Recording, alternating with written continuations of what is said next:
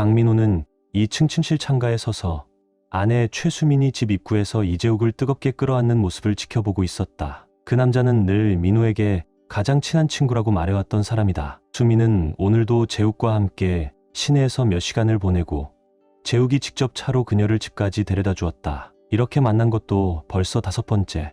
창문 너머로 두 사람의 대화를 엿들은 민호는 자신을 더욱 철저히 짓밟으려는 그들의 계획을 알게 되었다. 가짜 친구라는 자는 숨김도 없이 말했다. 수민아, 일주일 동안 너와 함께 있고 싶어. 잠시 고민하던 수민은 고개를 저으며 아쉬워했다. 일주일은 아직 아니야. 재욱 오빠. 주말만 보내자. 대신 한 가지 조건이 있어. 무슨 조건? 재욱이 흥미롭게 물었다. 민호한테 우리 데이트 비용을 내게 해야 해. 수민은 자신의 생각이 너무 마음에 들어 들뜬 목소리로 외쳤다. 재욱은 허탈하게 웃었다. 그건 좀 웃기잖아. 알다시피 난 민호보다 훨씬 돈 많아. 내가 원하는 건 다 해줄 수 있어. 아니야. 수민이 끼어들었다. 넌 이 계획의 핵심을 모르는 거야. 핵심이 뭔데? 재욱이 한쪽 눈썹을 치켜세우며 물었다. 민호를 모욕하는 거야. 수민이 속삭였다. 오빠도 알잖아. 그 사람이 망가지는 모습을 보면 우리 둘 다 얼마나 짜릿한지. 그냥 돈 문제가 아니라 그 사람을 철저히 바닥까지 떨어뜨리는 거야. 재욱은 말끝을 흐리며 망설였다. 알다시피 그는 내 가장 친한 친구였어. 그런데 웃기지 마. 수민이 눈을 굴리며 비웃었다. 오빠도 나처럼 즐기잖아. 그 사람을 농락하고 짓밟을 때마다. 나 정말 미칠 것 같아. 수민은 들뜬 듯 몸을 들썩였다. 수민아, 우리 이 소모적인 연극은 끝내자. 재욱이 간청했다. 나랑 함께 가자. 민호 같은 찌질이는 그냥 버려두고 결혼하고 싶어. 평생 너랑 함께하고 싶어. 수민은 깔깔 웃으며 말했다. 좋아. 우리 뜨겁고 격렬한 주말을 보내고 그 비용을 민호한테 전부 내게 하자. 그 다음에 오빠의 청혼을 진지하게 생각해 볼게. 재욱은 답답한 듯 한숨을 쉬었지만 결국 미소를 지었다. 이번 주말은 정말 재미있을 것 같아. 그는 그녀의 귓가에 속삭이며 포옹하고 다시 차로 돌아갔다. 곧 연락할게. 너무 오래 기다리게 하지 마. 수민은 재욱이 차를 몰고 떠나는 모습을 환하게 웃으며 배웅했다. 그녀는 몸을 돌려 강민호와 함께 살고 있는 집 안으로 들어갔다. 문을 닫자마자 계단을 오르면서 하나둘 옷을 벗기 시작했다. 침실에 들어서자 침대에 앉아있는 민호와 눈이 딱 마주쳤다. 수민은 웃으며 블라우스를 바닥에 던지고 치마 지퍼를 내리더니 치마를 발밑에 떨어뜨렸다. 그녀는 속옷 하나 걸치지 않은 완전히 벌거벗은 상태였다. 항상 재욱과 만날 때는 속옷도 입지 않은 채 나갔으니까. 수민은 욕실로 걸어가 거울 앞에 서서 몸을 훑어보았다. 욕실 문은 열어둔 채였다. 거울 너머로 민호를 슬쩍 바라보며 아무렇지 않은 척 물었다. 아까 무슨 얘기했는지 다 들었겠지? 나 이제 이재욱 오빠랑 살 거야. 최수민은 아무렇지 않게 말했다. 이번 주말 우리 둘이 아주 더럽고 뜨거운 시간을 보낼 거야. 그리고 그 모든 비용은 내가 내야 해. 곧 완전히 널 떠나서 재욱 오빠랑 결혼할 거야. 강민호는 침울하게 중얼거렸다. 우리가 결혼한 지 3년 동안 나는 모든 걸 다 감당했어. 매일 너를 사랑했고 그걸 보여주려고 애썼어. 그런데 넌 정말 나를 한 번도 사랑한 적이 없었어? 수민은 비웃으며 고개를 저었다. 어떻게 너 같은 찌질이를 계속 사랑할 수 있겠어? 그녀는 비꼬듯 말했다.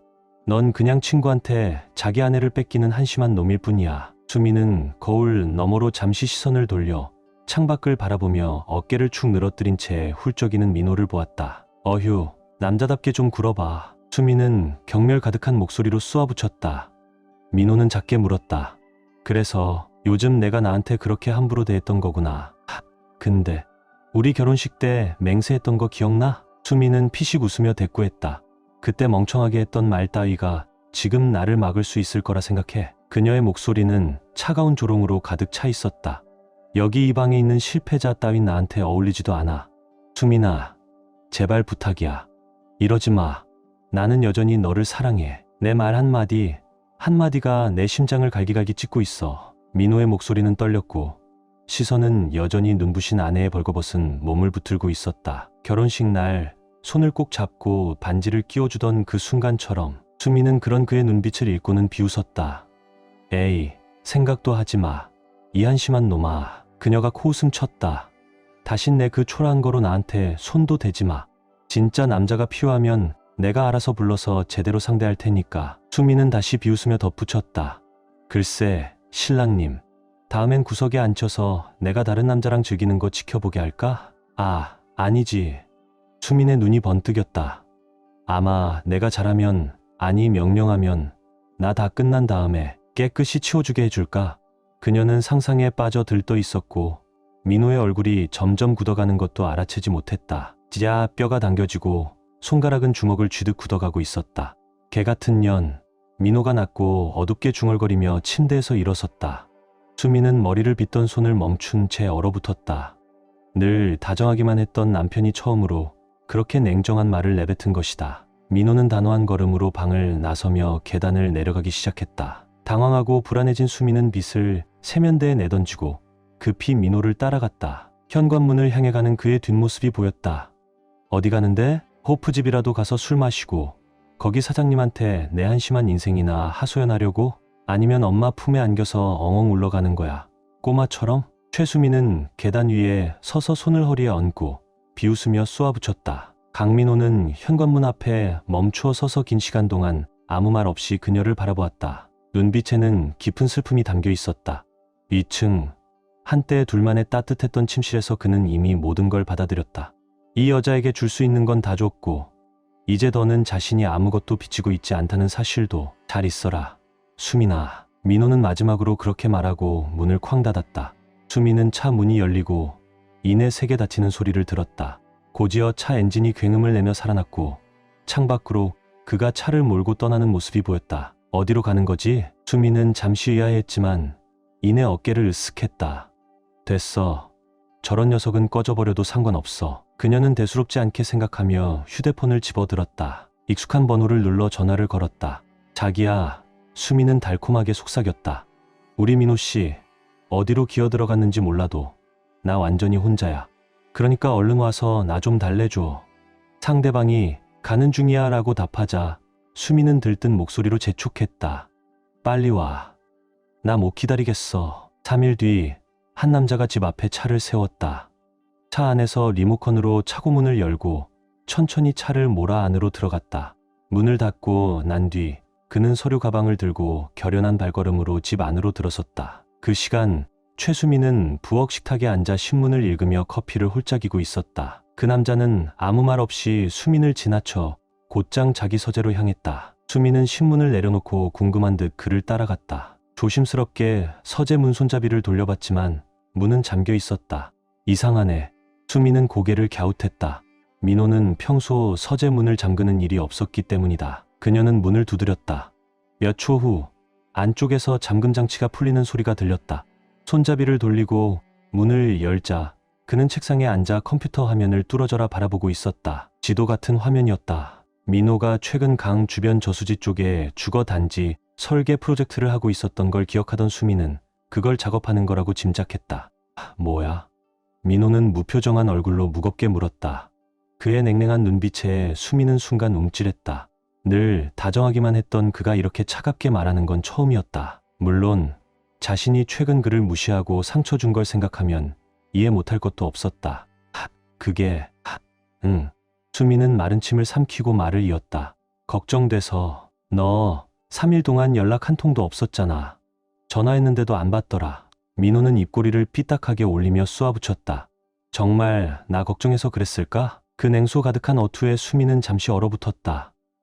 정말 이 사람이 민호가 맞는 걸까? 겉모습도 목소리도 분명 민호인데 뭔가 알 수 없는 변화가 느껴졌다. 마치 그 안에 있던 무언가가 완전히 부서져 버린 듯했다. 어쩌면 정말 너무 심하게 굴었던 걸까? 최수민은 조심스럽게 손을 뻗어 강민호의 뺨을 어루만지려 했다. 하지만 민호는 그녀의 손길을 가볍게 피했다. 당신 아내한테 키스도 안 해줄 거야? 수민은 상처받은 듯 물었다. 벌써 3일이나 못 봤는데. 민호는 잠시 그녀를 바라보았다. 그 눈빛은 마치 혐오스러운 벌레라도 보는 듯 차가웠다. 그리고 그는 천천히 고개를 저었다. 아니. 짧게 대답하고 다시 컴퓨터 화면으로 돌아섰다. 나가는 길에 문 닫아줘. 수민은 머리가 하얘졌다. 민호는 늘 따뜻하게 자신을 맞아주던 사람이었다. 작은 스킨십 하나도 소중히 여겼던 그가. 그런데 지금 눈앞에 이 남자는 너무나도 냉랭했다. 수민은 뒷걸음질 치듯 서재 문을 조심히 닫고 급히 안방으로 올라가 휴대폰을 꺼냈다. 익숙한 번호를 눌러 전화를 걸었다. 벨소리 한 번 울리기도 전에 상대방이 받았다. 재욱 오빠, 민호가 돌아왔어. 수민이 말했다. 근데 뭔가 이상해. 아예 다른 사람 같아. 집에 들어왔을 때 키스도 안 하더라고. 걱정하지 마. 자기야. 이재욱은 느긋한 목소리로 그녀를 달랬다. 아마 너랑 헤어질 거란 걸 눈치챈 거겠지. 어차피 이제 자기 손 쓸 방법은 없으니까 오늘 저녁에 갈게. 내가 잠깐만 얘기하면 모든 문제 해결될 거야. 그래, 알겠어. 수미는 아직 완전히 안심하지 못했지만 그렇게 답했다. 제발 진짜 괜찮아졌으면 좋겠어. 오늘 밤 봐. 내 사랑. 수민이 전화를 끊자 강민호는 컴퓨터를 보며 얕게 웃었다. 그날 저녁 이재욱은 집 앞 차고에 차를 세웠다. 최수민은 문을 열어주며 그를 반갑게 맞이했다. 팔을 감싸 안아 뜨겁게 키스를 나눈 뒤 수민이 물었다. 민호는? 서재에 있어. 아까부터 계속 안 나오더라. 수민은 서재 쪽을 가리켰다. 내가 잠깐 얘기해 볼게. 재욱은 자신감 넘치게 말했다. 금방 끝날 거야. 그는 서재 문 앞에 다가가 노크했다. 문은 잠겨 있었다. 민호야, 나야, 재욱이. 잠깐 얘기 좀 하자. 안쪽에서 락이 풀리는 소리가 났고 문이 열렸다. 재욱은 환한 미소를 지으며 손을 내밀고 다가갔다. 하지만 몇 걸음 가지도 못해 그 자리에 굳어섰다. 책상에 앉아있는 강민호는 의자에 몸을 기댄 채 미동도 없이 자신을 뚫어지게 바라보고 있었다. 재욱의 입가에 떠올랐던 미소는 점점 사라졌고 내밀었던 손은 어색하게 허공에 머물다 내려왔다. 문 닫고 앉아. 민호는 빈 의자를 가리키며 짧게 말했다. 재욱은 무거운 문을 닫고 조심스럽게 의자에 앉았다. 민호는 느긋하게 술병을 열고 잔에 위스키를 따랐다. 친구한테 한 잔도 안 주냐? 재욱이 억지로 웃으며 물었다. 민호는 잔 뚜껑을 닫으며 술병을 제자리에 올려놓았다. 그리고 마치 빈 공간을 보는 것처럼 무표정하게 그를 바라보았다. 친구, 내가 정말 내 친구였나? 민호의 차가운 질문에 재욱은 시선을 피하며 움찔했다. 젠장, 수민이 말이 맞았네. 재욱은 속으로 그렇게 생각했다. 지금 눈앞에 앉아있는 강민호는 예전처럼 유약하고 순종적이던 그 남자가 아니었다. 젠장, 수민이 말이 사실이었네. 이재욱은 속으로 중얼거렸다. 그야, 당연히 그렇지. 그는 억지로 미소 지으며 말했다. 우린 수년 동안 가장 친한 친구였잖아. 기억 안 나? 민호는 쓴 웃음을 지었다. 친구라. 그는 천천히 단어를 굴리듯 반복했다. 그래, 친구라는 게 뭐였지? 민호는 비웃으며 물었다. 친구라는 놈이 오랜 친구의 아내를 훔쳐가는 건가? 민호야, 미안하다. 재욱이 뭔가 말하려 했지만 민호가 말을 끊었다. 수민이 갖고 싶어서 안달이 났지? 민호가 차갑게 물었다. 재욱은 멋쩍게 고개를 끄덕였다. 그럼 물어볼게. 수민이 내 눈에는 얼마짜리야? 재욱은 당황해 어리둥절한 표정을 지었다. 무슨 소리야? 민호야. 무슨 뜻인지 모르겠어. 모른 척하지 마. 재욱아. 민호는 미소를 지으며 말했다. 너 꽤나 노련한 사업가잖아. 상업적 본능도 뛰어나고 아니었으면 지금처럼 수십억 굴리면서 살지도 못했겠지. 모든 거래에는 가격이 있어. 그러니까 다시 묻는다. 내가 생각하는 수민이의 가치는 얼마야? 그건. 재욱은 더듬으며 말끝을 흐렸다. 혹시 뭔가 제안이라도 하려는 거야? 빙고. 민호는 비뚤어진 미소를 지으며 잔을 살짝 흔들었다. 너 새로 산 제네시스 G90 있잖아. 얼마 주고 샀더라? 5억 넘게 들었지. 재욱은 약간 자랑스러운 듯 대답했다. 맞춤 제작이라 꽤 비쌌어. 물론 현금 완납했겠지? 당연하지. 내 이름으로 완전히 소유하고 있어. 좋아. 그럼 그 차부터 시작하자. 민호는 유리잔을 빛에 비추며 웃었다.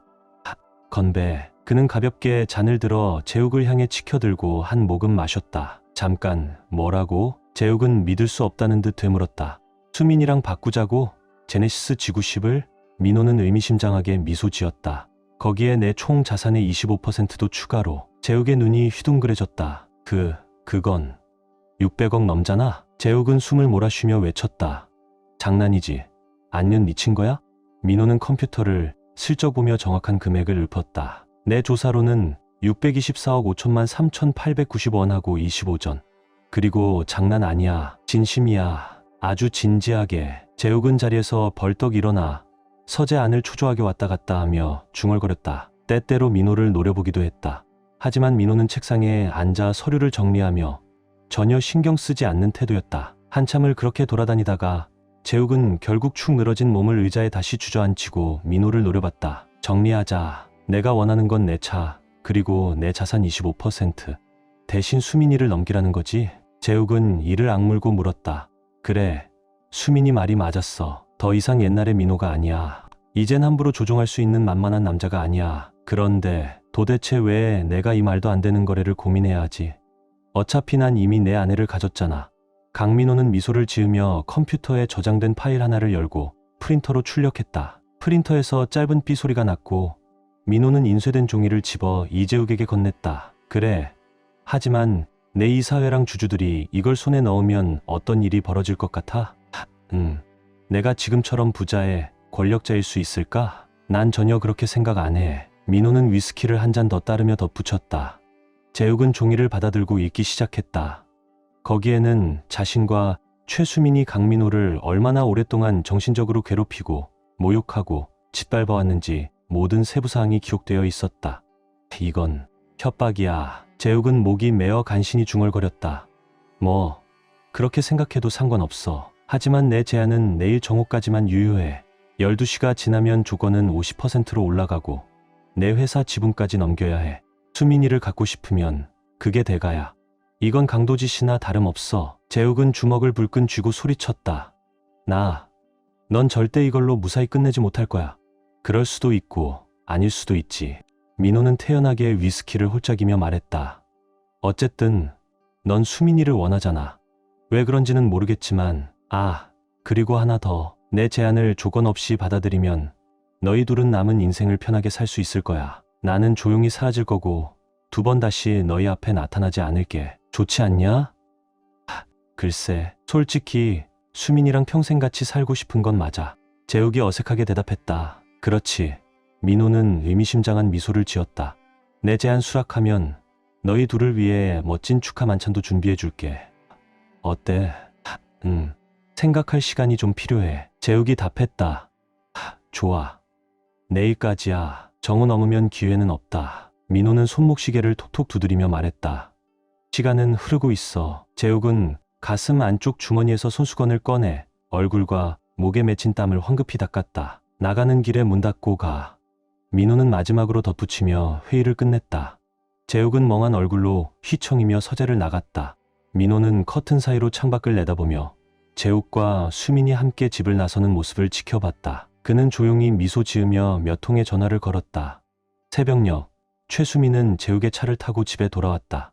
민호는 차고 앞에서 두 사람의 대화를 들을 수 있었다. 고지야, 자기야, 며칠만 지나면 우리 둘만의 자유로운 새 인생이 시작될 거야. 재욱이 속삭였다. 그는 수민의 단단한 엉덩이를 잡으며 말했다. 이제 들어가서 내 맛있는 아침 빵 좀 맛볼까? 수민은 웃으며 그의 손을 가볍게 밀쳐냈다. 지금은 안 돼. 하지만 고지야. 수민은 달콤하게 속삭였다. 얼마 안 남았어. 곧 민호가 우리 아침상 차려줄 거야. 하인처럼. 최수민은 이재욱에게 키스하고 그가 차를 몰고 떠나는 모습을 지켜봤다. 그녀는 집 안으로 들어와 남편 강민호의 서재불이 아직 켜져 있는 걸 발견했다. 설마 저 안에서 계속 있었던 거야? 수민은 문 손잡이를 잡아당겼지만 문은 잠겨 있었다.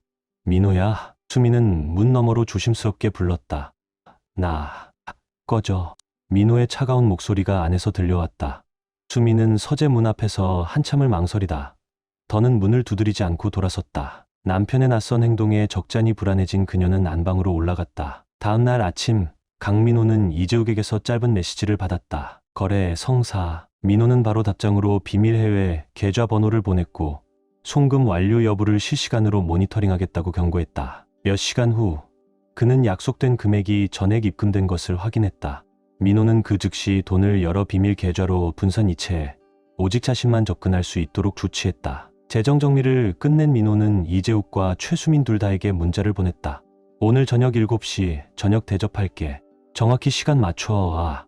그는 장을 보러 나갔고 1시간쯤 뒤에 돌아와 부엌에서 분주히 저녁 준비를 시작했다. 강민호는 요리를 좋아했다. 그리고 오늘 이 작별 만찬은 그에게도 그리고 그들을 위해서도 씁쓸하면서도 특별한 의미가 있었다. 저녁 6시쯤 최수민이 집에 돌아왔다. 그녀는 곧장 부엌으로 갔다가 놀랐다. 민호가 요리를 하고 있는 모습을 본 건 처음이었다. 그것도 보기에도 훌륭하고 냄새는 정말 기가 막혔다. 민호야, 너 요리할 줄 아는지 몰랐어. 수미는 진심으로 놀라 물었다. 민호는 고개를 들고 그녀를 바라보았다. 두 손을 식탁 위에 짚은 채 무심한 표정으로 말했다. 너 나에 대해 모르는 게 정말 많아. 민호는 손에 든 행주로 손을 닦으며 덧붙였다. 집에 좀 붙어 있었으면 이런 것도 알았겠지. 최소한 이젠 나 스스로를 지킬 줄 알게 됐다. 이제 올라가서 준비해. 곧 내 남자친구 오시니까. 수미는 다시 한번 어제처럼 민호의 뺨에 키스하려 했다. 하지만 민호는 고개를 돌리고 한 발짝 뒤로 물러났다. 수미는 상처받은 표정으로 부엌을 빠져나와 눈물 한 줄기를 훔치며 계단을 뛰어올랐다. 재욱, 오빠. 나 대체 무슨 짓을 한 거야. 7시가 다 되자 이재욱이 도어벨을 눌렀다. 민호는 문을 열어 그를 들여보냈다. 이재욱은 준비해온 서류 봉투에서 서명된 계약서를 꺼내고 제네시스 G90의 열쇠를 건넸다. 비즈니스 먼저, 맞지? 민호는 비웃든 미소 지었다. 약속대로야. 재욱은 기침을 하며 답했다. 젠장, 긴장했는지 목이 타네. 뭐 좀 마셔도 될까? 약속 지켜줘서 고맙다. 민호는 열쇠를 주머니에 넣으며 말했다. 조만간 너희 둘을 위해 샴페인 한 병 멋지게 터뜨려 줄게. 진짜 축하할 수 있게. 이재욱은 이미 새 제네시스 G90 핸들을 잡을 생각에 들떠 있었다. 곧이어 최수민이 2층에서 내려왔다.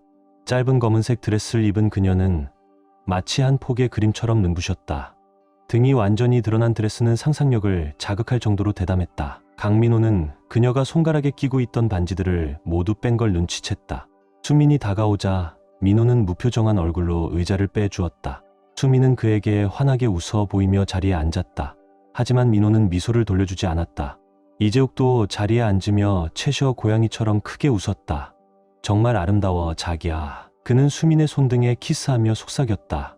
그리고 드디어 반지도 뺐네. 아주 잘했어. 수민은 다시 한번 미소를 지었다. 강민호는 2잔의 샴페인 잔을 가져와 테이블에 놓았다. 그리고 주방으로 돌아갔다가 커다란 접시를 들고 다시 나타났다. 뚜껑을 열자 따끈한 김이 퍼지며 풍성한 향기가 가득 건졌다. 그가 정성껏 만든 라자냐였다. 냄새 끝내주는데. 민호야. 재욱은 냅킨을 무릎 위에 펴며 말했다. 요리사가 천직이었을지도 모르겠네. 민호는 아무 말 없이 라자냐를 2접시에 나누어 담았다. 수미는 포크와 나이프를 들었다가 잠시 멈추고 그를 바라봤다. 민호야, 너는 같이 안 먹어? 수민이 물었다. 민호는 고개를 저으며 샴페인을 따라줬다. 아니, 오늘 저녁은 너희 둘만을 위한 축하 만찬이야. 나는 너희의 행복을 방해하고 싶지 않아. 민호는 한쪽으로 물러서서 두 사람이 샴페인 잔을 부딪히며 웃고 서로의 미래를 축복하는 모습을 조용히 지켜봤다. 곧 두 사람은 민호의 존재를 완전히 잊은 듯했다. 민호는 흐릿한 미소를 지으며 조용히 서재로 빠져나왔다. 의자에 앉아 시계를 힐끗 본 그는 속으로 생각했다. 이제 곧이야. 그리고 몇 분 후 그는 둔탁한 쿵 소리와 포크가 떨어지는 소리를 들었다. 서재에서 나와 식당을 살짝 엿본 민호는 예상대로 된 걸 확인했다. 이재욱은 얼굴을 접시에 파묻은 채 쓰러져 있었다. 창백한 얼굴이 반쯤 먹다 만 라자냐 위에 축 늘어져 있었고 한쪽 팔은 바닥까지 늘어져 있었다. 최수민은 의자에서 약간 미끄러진 채 다리까지 드러낸 채 쓰러져 있었다. 거들끈이 드러난 허벅지는 민망할 정도로 노출돼 있었다. 수민의 머리는 가슴 앞으로 떨어졌고 그녀의 팔이 의자 팔걸이 너머로 쳐져 있었다. 바닥에는 깨진 잔 조각이 흩어져 있었다. 좋아. 민호는 속으로 중얼거렸다. 최소 6시간은 깨어나지 못할 거야. 그는 조용히 옷을 갈아입고 작업에 들어갔다. 두 연인의 옷을 완전히 벗긴 뒤 그들의 몸을 서로 엇갈리게 포개어 손발을 단단히 묶었다. 그 다음 차고에서 끌차를 가져와 두 사람의 몸을 실었다. 그 위에 무거운 쇠사슬을 감고 추가로 축까지 단단히 고정했다. 혹시라도 중간에 깨어날 경우를 대비해 두 사람의 입에는 재갈까지 물렸다. 쉽진 않았지만 강민호는 두 사람을 겨우 하나의 대형 캔버스 자루에 집어넣을 수 있었다. 이 특별한 목적을 위해 준비해둔 자루였다. 민호는 끌차와 이동식 리프트를 이용해 두 연인을 담은 자루를 제네시스 G90 트렁크에 씌웠다. 그리고 뚜껑을 닫고 열쇠로 단단히 잠갔다. 수많은 별빛이 빠르게 어두워지는 하늘을 가득 메운 밤, 민호는 운전석에 올라타 조용히 마을을 빠져나갔다. 몇 시간이 지난 후 목적지에 도착했을 때 자루 안에서 부스럭거리는 소리와 낮은 신음소리가 들려왔다. 민호는 자루 입구를 느슨하게 풀어 열었다.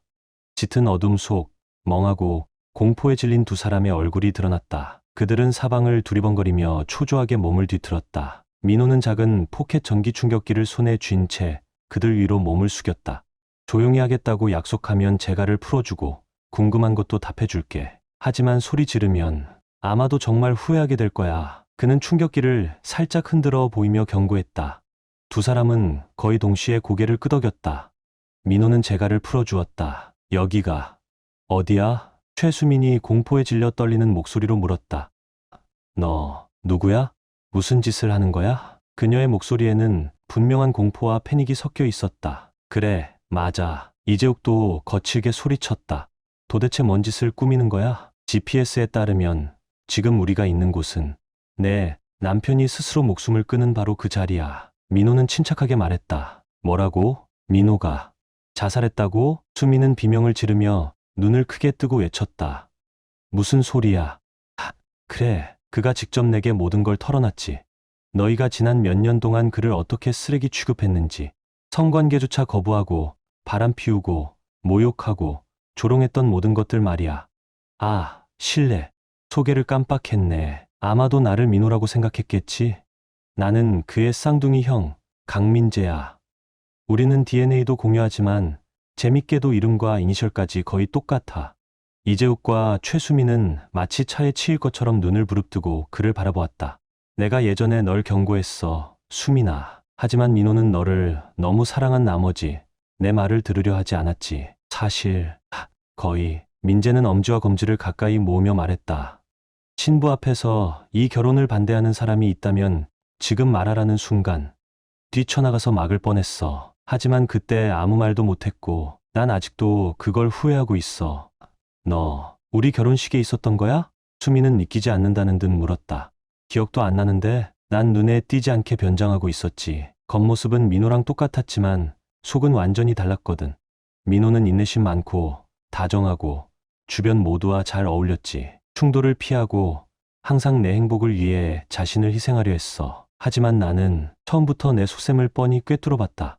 기회만 생기면 언젠가 반드시 그를 배신할 거란 걸 알았지. 내가 어떻게 알았냐고? 직감이었어. 육감, 통찰력.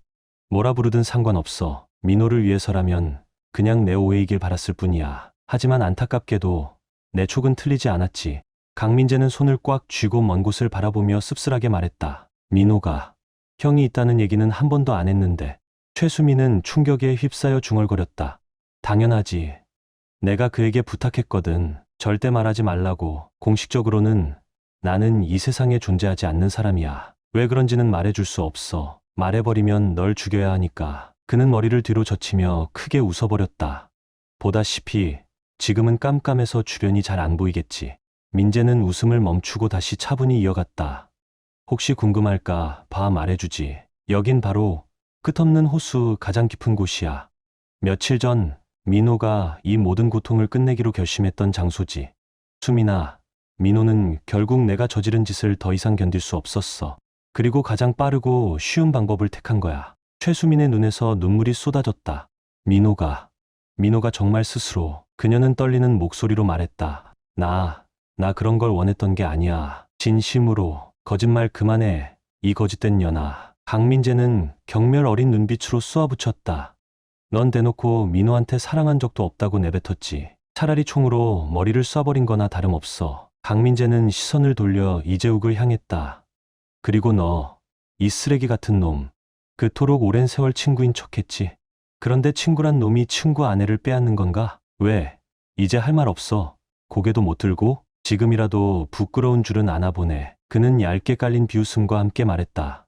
진실은 하나야. 넌 민호의 친구였던 적이 단 한 번도 없어. 그를 이용했고 그의 감정을 갖고 놀았고 그를 철저히 조롱하고 짓밟았어. 하지만 이재욱은 쉰 목소리로 악을 썼다. 내가 약속했잖아. 수민이랑 나 둘이 평생 함께 살 수 있게 해주겠다고. 그는 적개심에 찬 눈빛으로 민재를 노려보았다. 너 날 속였어. 날 기만했어. 강민재는 웃음을 터뜨렸다. 맞아. 내 말이 맞아. 나는 내가 수민이랑 남은 평생을 함께 보내게 해주겠다고 약속했지. 그리고 거짓말은 하지 않았어. 다만 그 평생이 아주 짧을 거라는 사실은 얘기 안 했을 뿐이야. 그래, 너희 둘은 오늘 같은 날 같이 죽게 될 거야. 마치 멋진 로맨스 소설처럼. 그리고 그 결말은 내 놈들이 민호에게 저지른 짓에 딱 어울리는 벌이지. 제발, 제발 이러지 마. 최수민은 흐느끼며 애원했다. 눈물은 끝없이 흘러내렸다. 하지만 강민재의 표정은 얼음처럼 차가웠다. 민호도 똑같이 애원했어. 널 사랑한다고, 제발 그러지 말아달라고. 하지만 넌 웃으면서 그를 짓밟았지. 남편을 속이고 다른 남자 품에 안기면서 말이야. 그리고 마지막엔 뭐라고 했지? 그저 받아들이라고. 자신이 그렇게 한심한 꼴을 당해야 한다고. 이제 내가 받아들일 차례야. 이 모든 걸 강민재는 싸늘하게 말했다. 미쳤어. 완전히 미쳤어. 최수민은 자루 안에서 발버둥치며 비명을 질렀다. 지금 당장 우리 풀어줘. 이런 짓 해서 무사할 줄 알아? 민재는 어깨를 으쓱했다. 글쎄, 아닐 수도 있지. 하지만 어쩌면 무사할 수도 있고. 그는 비웃으며 말했다. 어차피 내 컴퓨터에 남겨놓은 마지막 편지가 발견되면 모든 게 끝날 테니까. 솔직히 그 편지 정말 감동적이더라. 가슴 아프고 눈물 날 정도로 말이지. 그는 다시 웃으며 주제를 돌렸다. 혹시 알고 있었니? 이 호수는 아직까지 바닥을 찾은 사람이 아무도 없다는 거. 그래서 끝없는 호수라는 이름이 붙은 거야. 그리고 지금 너희 둘을 묶은 이 쇠사슬과 추가추 덕분에 가라앉는 건 순식간일 거야. 민재는 덜컹거리는 체인고리를 잡아당겼다. 공포에 질린 두 사람은 커다란 눈으로 떨면서 그를 바라봤다. 내 계산에 따르면 유시초 안에 의식을 잃을 거야. 혹시 운이 좋으면 몇 분 정도 더 버틸 수도 있겠지만 이제 작별 인사를 할 시간이다. 민재는 삐뚤어진 미소를 지으며 한숨을 내쉬었다. 이번엔 신부도 반지도 축가도 없어. 맹세도 없지. 그래도 신혼여행은 즐겁게 가길 바란다. Bon voyage. 그는 프랑스어로 조용히 속삭였다. 민재는 힘껏 자루의 매듭을 풀어내며 힘을 주어 끌어당겼다. 결국 발버둥치며 서로 얽힌 두 사람은 물속으로 처절하게 빠져들었다. Bon voyage. 그는 다시 한번 조용히 속삭였다. 은빛 쇠사슬이 물속으로 천천히 가라앉는 모습. 거품이 피어오르다 이내 사라지는 광경을 민재는 묵묵히 바라보았다. 곧 모든 소리는 사라지고 달빛만이 어둠 속 호수 위에 한 줄기 은빛길을 만들고 있었다. 민재는 조용히 보트 엔진을 켰다. 아침 안개 속 선착장의 희미한 불빛을 따라 항구로 향했다. 도착한 그는 보트를 정박시키고 숨겨둔 제네시스 지구십에 몸을 실었다. 시동을 걸며 마음속으로 다짐했다. 자루도 없애야 해. 모든 흔적을 깨끗이. 그는 안주머니에서 휴대폰을 꺼내 짧은 문자를 보냈다. 끝냈다. 곧바로 답장이 도착했다. 고마워. 형, 좋은 여행 되길. 끝까지 함께 해주셔서 감사합니다. 자신과 사랑하는 사람들을 소중히 하세요. 다음 에피소드에서 다시 만나요. 저는 부엌 테이블에 앉아 뮤슬리 한 그릇을 즐기고 있었습니다. 그러던 중 갑자기 부엌 문을 두드리는 소리에 깜짝 놀랐습니다. 일요일 아침 8시에 누가 문을 두드릴까 궁금하며 저는 타일로 된 바닥을 가로질러 문을 열었습니다. 40이 넘은 남자가 제 현관에 서 있었습니다. 그 남자는 싼 값에 구겨진 정장을 입고 있었습니다. 그 뒤로 3명의 경찰관들이 서 있었습니다. 이건 분명히 평범한 일요일 아침의 일상적인 상황이 아니었습니다. 김영수 씨 맞으시죠? 정장을 입은 남자가 배지를 보여주며 말했습니다. 저희가 들어가서 몇 가지 질문을 드려도 될까요? 저는 한 번에 한 사람만 대화할 수 있습니다. 형사님, 성함이 어떻게 되시죠? 여기는 박 형사, 박형준. 저희가 질문을 할 겁니다. 김영수 씨, 이 경찰관들이 제 집을 둘러보길 원합니다. 괜찮으시다면요. 영장이라도 있습니까? 경찰 드라마를 많이 봐서 제 집을 들여다보기 위해선 영장이 있어야 한다는 건 알고 있습니다. 저는 말했습니다. 영장은 없습니다. 저희가 요청드리겠습니다. 이 경찰관들이 집을 수색하는 것에 동의하실 수 있나요? 저는 거부할 권리가 있습니다. 그렇다면 영장을 받아야겠군요. 형사는 동의하며 말했습니다. 솔직히 말하자면 숨길 것이 생각나지 않았지만 그들이 뭘 찾고 있는지 전혀 알지 못했기 때문에 긴장감이 좀 있었습니다. 불법 영화가 제 노트북에 있나요? 그런 거 기억 안 납니다. 냉동고에 시체 몇 구라도 있나요? 그럴 가능성은 없겠죠. 아, 맞다. 불법 복사한 DVD라도 있나요? 혹시 인터폴에서 오셨나요? 제가 재빨리 물었습니다. 아닙니다. 김영수 씨, 믿어주세요. 저희는 불법 복제 영화에 관심 없습니다. 사람들이 그걸 걱정하긴 하죠. 형사는 천천히 고개를 저으며 말했습니다. 그렇다면 이 일이 무엇인지 말씀해 주실 수 있나요? 제가 정중하게 물었습니다. 이 동네에선 꽤 특이한 일입니다. 왜 제 집을 수색하려는 건가요? 살인 사건이 발생했고 제가 수사 중입니다. 이 경찰관들이 저를 돕고 있습니다. 제 요청을 거부하실 이유라도 있으신가요? 형사는 물었습니다. 글쎄요. 그냥 할 수 있으니까요. 저는 그냥 낯선 사람들이 제 집 안을 돌아다니는 걸 원치 않습니다. 바닥이 깨끗한데 그대로 두고 싶습니다. 제 아내가 일어나면 지랄할 거예요. 저는 대답했습니다. 충분한 이유죠. 그럼 제가 당신을 경찰서로 끌고 가서 오후 6시간 동안 질문을 하고 제 동료들이 영장을 받아서 당신 집을 샅샅이 뒤질 수도 있겠네요. 경찰 여러분, 안으로 들어가서 돌아다닐 수 있습니다. 박 형사님한테 가서 얘기할게요. 나는 경찰들과 이야기를 나누었다. 왜 경찰들이 제 집을 그렇게 열심히 수색하려는지 잘 모르겠지만 큰일은 없을 거라고 확신했습니다. 아마도 아이들이 15년 전에 침대에서 떼어낸 그 매트리스 태그들 말고는요. 상황이 악화되면 박 형사는 대학에 가서 내 아들들을 체포할 수도 있다. 그 시절 저는 매트리스 태그를 떼는 게 불법이라고 두 아들에게 경고하려다가 정말 고생했었습니다. 박 형사를 위해 의자를 가리키자 제복 차림의 경찰관 3명이 부엌으로 들어왔다. 그들이 천천히 걸어가면서 방 중앙에 있는 섬 부근에서 멈췄습니다. 그들은 거의 동시에 제 쪽을 바라보며 돌아섰습니다.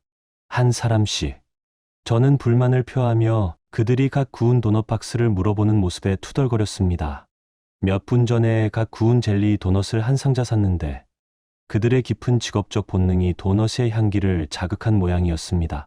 그 순간 제 아내 지은이 부엌으로 조심스럽게 들어오며 그녀의 로브 칼라를 꽉 붙잡고 있었습니다. 무슨 일이야?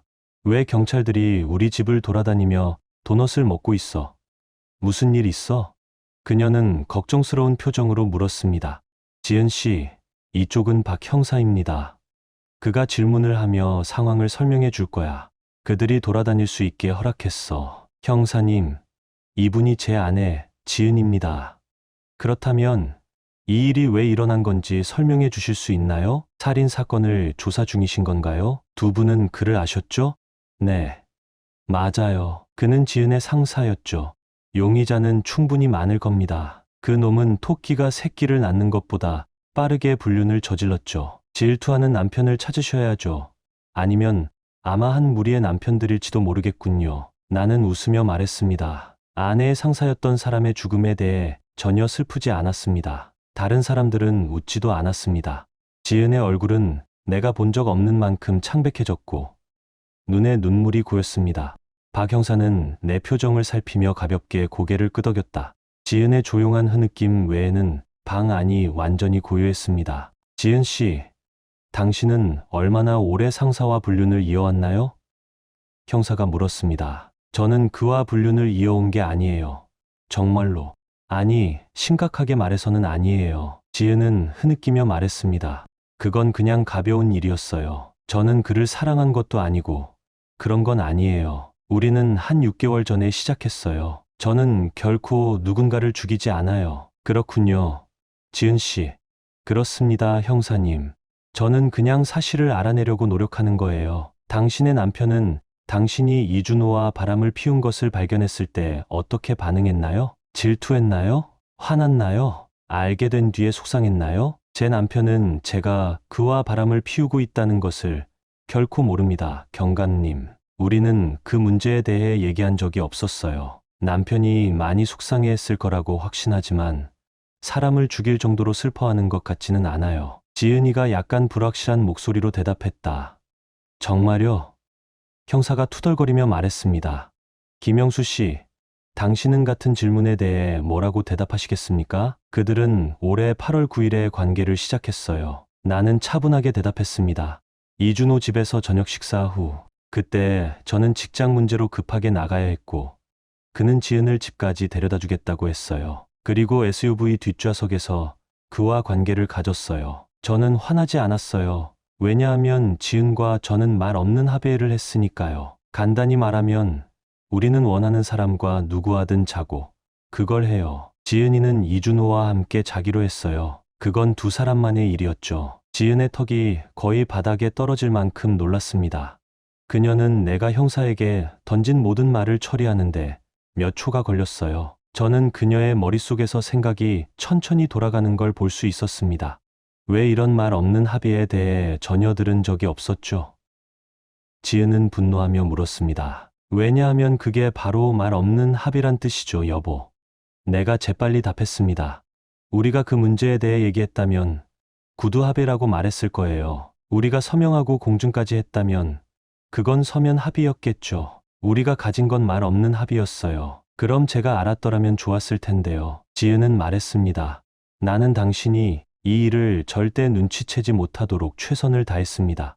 앞으로 모든 합의는 구두로 하든 문서로 하든 해야겠어요. 이렇게 어둠 속을 헤매는 건 정말 짜증나요. 그 답변은 저에게 완전히 만족스럽지 않네요. 박 형사는 셔츠 주머니에서 소형 녹음기를 꺼내 시인했다. 두 분 모두 제가 말하는 모든 것을 녹음하고 있다는 걸 알아두세요. 지은 씨, 다른 남자와 관계를 가지셨나요? 물론 그가 유일했어요. 지은은 강하게 항의했습니다. 저는 결혼한 여자예요. 어떻게 그런 질문을 할 수 있나요? 당신 남편은 이 말 없는 합의를 사용한 적이 있나요? 아니면 완전히 당신에게 충실한가요? 박 형사가 물었다. 그는 오래된 개처럼 충성스러워요. 그걸 기록에 남겨두세요. 김영수 씨, 다시 같은 질문을 드리겠습니다. 당신은 아내의 대답에 동의하시나요? 지은은 9월 15일부터 그녀의 동료인 민준 씨와 자고 있어요. 지은은 거의 들리지 않는 한숨을 내쉬었습니다. 그녀는 그가 그녀를 만지는 방식을 정말 좋아하죠. 남편으로서 당신이 정말 잘 알고 있는 것 같군요. 그리고 더 놀라운 것은 당신의 완전한 감정 부재입니다. 형사는 말했습니다. 대부분의 남자들은 분노하고 아내가 2명의 연인을 만났다는 사실을 알게 되면 살인까지 고려할 수 있을 겁니다. 왜 이렇게 차분하세요, 김영수 씨? 제가 이미 말씀드린 대로 우리는 말 없는 합의가 있습니다. 지은은 거의 공개적으로 이 일을 했지만 저는 좀 더 신중했죠. 알고 계시겠지만 말이죠. 나는 부끄러운 미소를 지으며 말했습니다. 지은은 이제 거의 뇌졸중을 일으킬 것 같았어요. 그녀의 눈은 더 이상 눈물이 흐르지 않았고 이제 거의 그 눈동자가 빠져나올 것 같았어요. 그녀의 얼굴은 창백하기보다는 더 붉어졌고 왼손으로 젤리 도넛을 짓눌렀습니다. 다시 말해서 당신도 첩을 두었다는 건가요? 형사는 놀라며 물었습니다.